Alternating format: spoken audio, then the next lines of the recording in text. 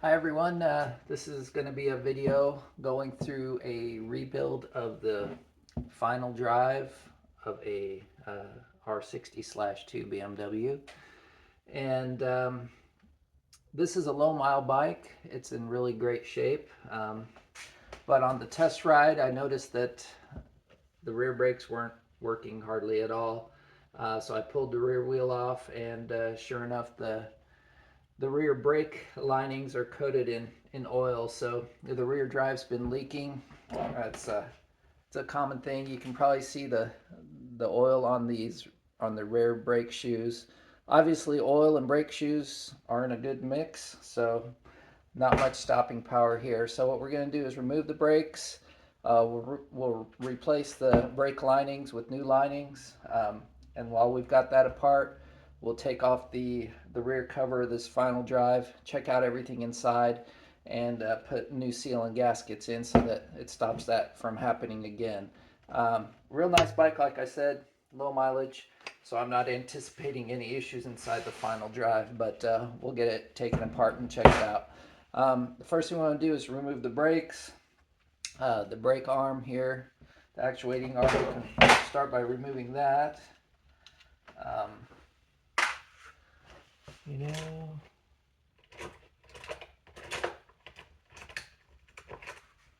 sometimes it's nice to put a little punch mark so you can reinstall that arm in the same spot.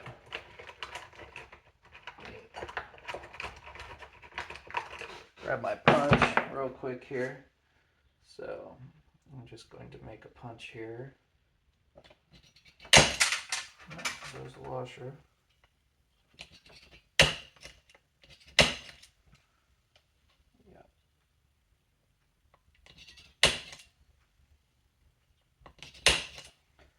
I just made two punch marks here so that when I put this arm back, we can put it in the same spot.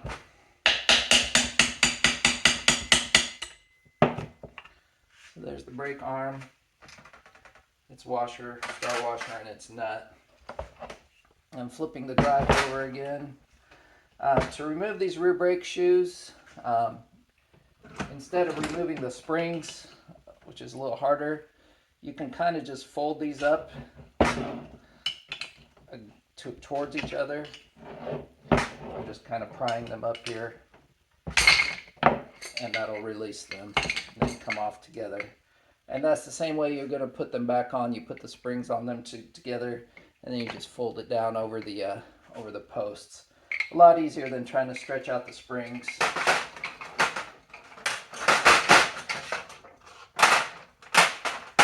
Okay.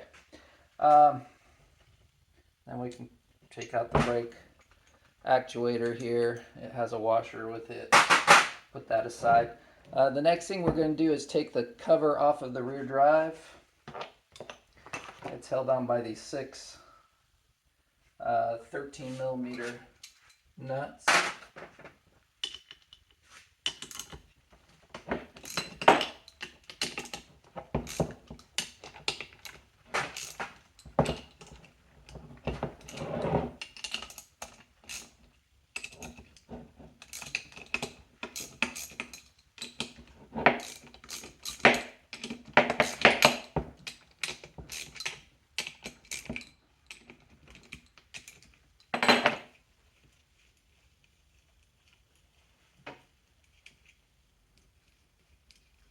I'm going to take off these six nuts and the washers behind them.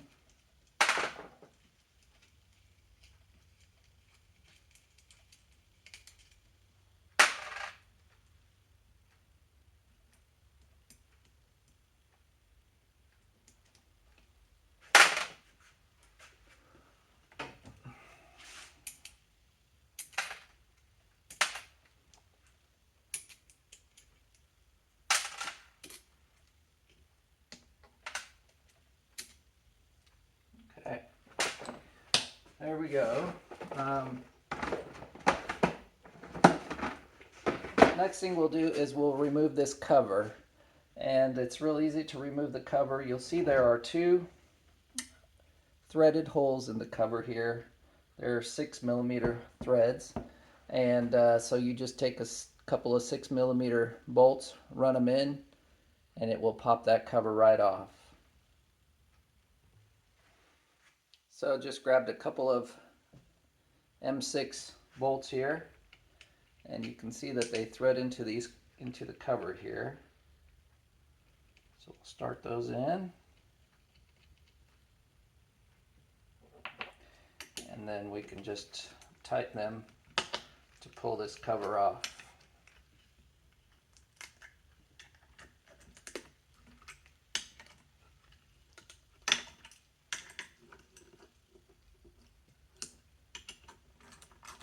And it should come off rather easily.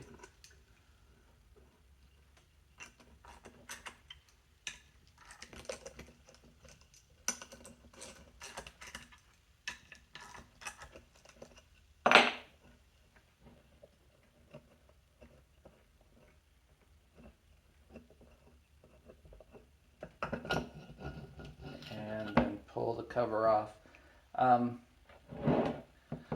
When the cover comes off, this assembly might stay with it. You've got a brass washer here, and then we'll remove this assembly in a minute and check it all out. So put that aside. I want to check inside of here and see if there's any wear on these gears. And if you see any type of metal or anything inside of there, in the oil, you can check that. I don't see anything abnormal here. So what we're going to do is replace this gasket, and we'll also replace the large seal that's inside of here. So that should take care of the leak from the final drive. And what I'm going to do next is remove the components from the front cover here. Take these out. So I'm going to take this washer off that sits on here. Save that. And then what's holding this inside of here is a bearing. So it's pressed into this aluminum cover. So if we just heat up this aluminum cover, we should be able to tap that right out.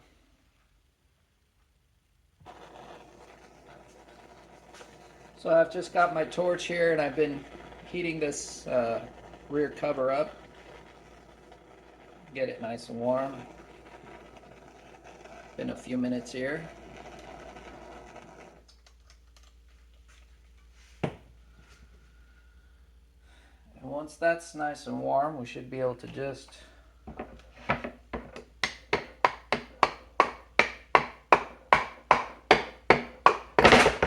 tap that right out of there. So inside of there, you'll see the seal that we're going to replace. The seal doesn't look too bad. It's probably been replaced before. And then this is the rest of the components in there. You'll want to be careful. There is a shim here that goes between the cover and the bearing here. This is used to space things out, so we want to put that right back where it came from. Here's the large bearing on the back here, so you want to check and make sure that that's working smoothly. This is also a good time to check the rear drive splines. This bike has less than 10,000 miles on it, and they look like brand new. These teeth will be worn on higher mileage bikes. You can see wear on one side of these teeth typically, but these look brand new. We'll be putting some spline lube on these when we reassemble everything, put the rear wheel back on. The other thing you want to check are these teeth of this big gear here on the back side of them, where they mesh with the with this gear. First of all, make sure all the teeth are in good shape, and then you can kind of see the wear pattern on the inside of these, and see if if the wear pattern looks good and even, which these do look really nice. I mean, this bike hardly has any miles on it, so everything looks good here. We should be able to reassemble everything right back the way it is. Next thing we're going to do is clean everything up and get everything ready for reassembly. So, got the new seal pressed into the cover here, and it's ready to go. And cleaned up the gasket mating area on the drive and on the cover. Everything looks pretty good. Someone, I think, may have nicked up a little bit when they took this off before, and that may have been the cause of the leak. We're putting a new gasket on, and I'm going to install it with a little bit of this blue Hylomar gasket compound. I like to use that, so we'll spread just a little bit of this on both sides of the gasket and reduce the chance of any future leaks. Doesn't take a whole lot. This stuff doesn't harden and does a good job.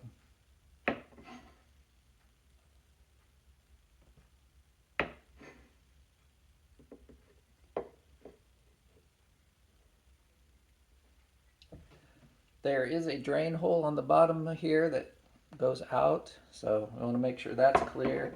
Also, the drain hole here, we want to make sure is clean, and the vent at the top. This vent's, we want to make sure that's clear too. So put the new gasket on here.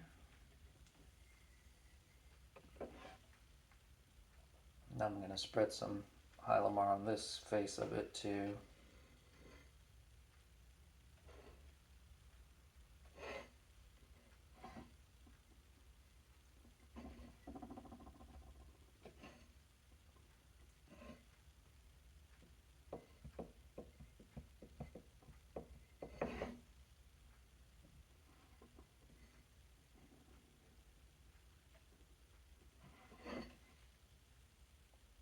Okay, so that's ready to go back on there.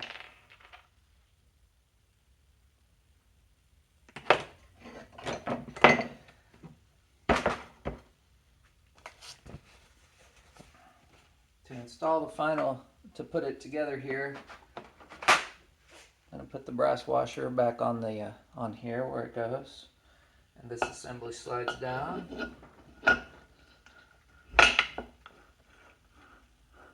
Okay, that's all good.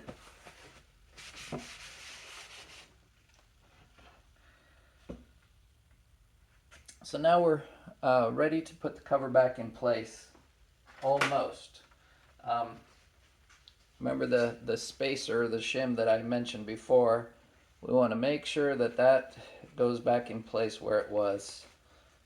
Since we're not rebuilding this whole drive with bearings and everything else, we're not going to measure and see what size shim is needed. It's going to go back right in where it came out. So I'm going to put just a little bit of Hylomar or something on here just to make it sticky so it'll stay in place while we put the cover on. So this stuff is kind of nice and sticky too. Keep this in place while we're putting the cover back on.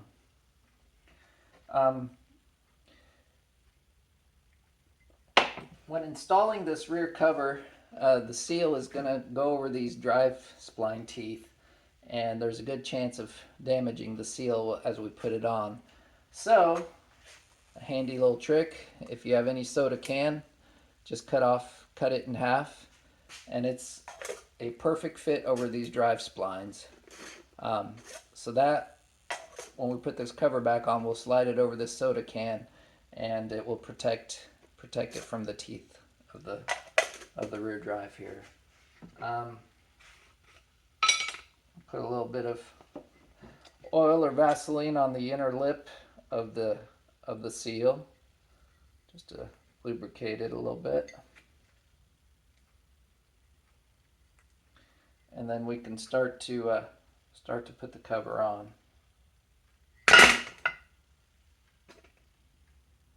And it will just slide down over that can and over the studs like that.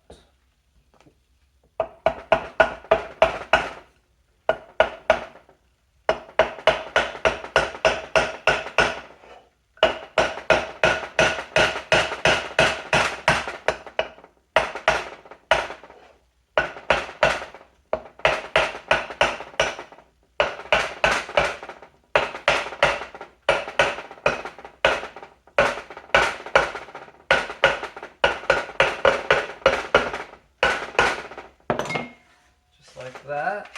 Then we can reinstall the washers and nuts that we took off.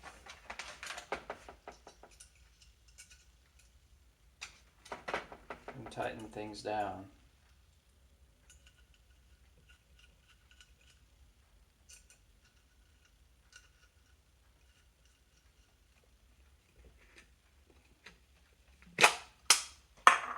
Pull the soda can out.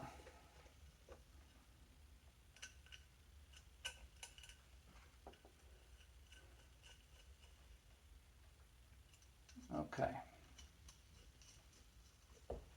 I'll just kind of go around and snug these up.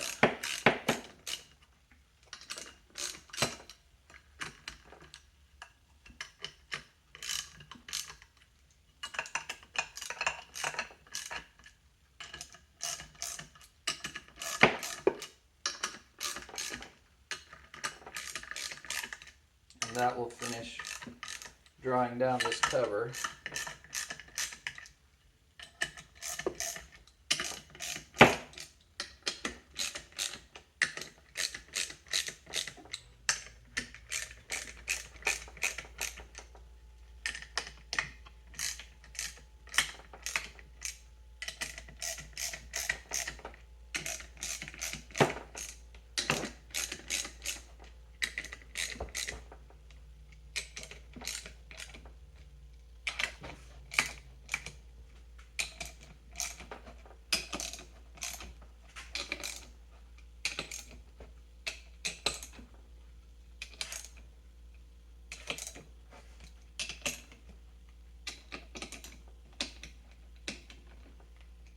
All right, and once you've got them all nice and snug, tightened down to where they should be, we can test and see how this is turning. It should turn without too much trouble. Well, you'll notice a lot of times is after a reseal or rebuild, you might have to just do a couple of light taps like that, and there we go. So everything is turning fine the way it should on both sides. So feel good with that.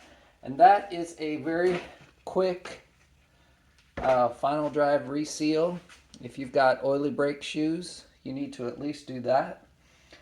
If you get in there and you notice there's other issues, then you may need to rebuild the whole thing. But this is a low mile bike and everything looks good inside, so we're just going to reseal it and we're going to put new brake shoes on and hopefully have some rear brakes again. That's it.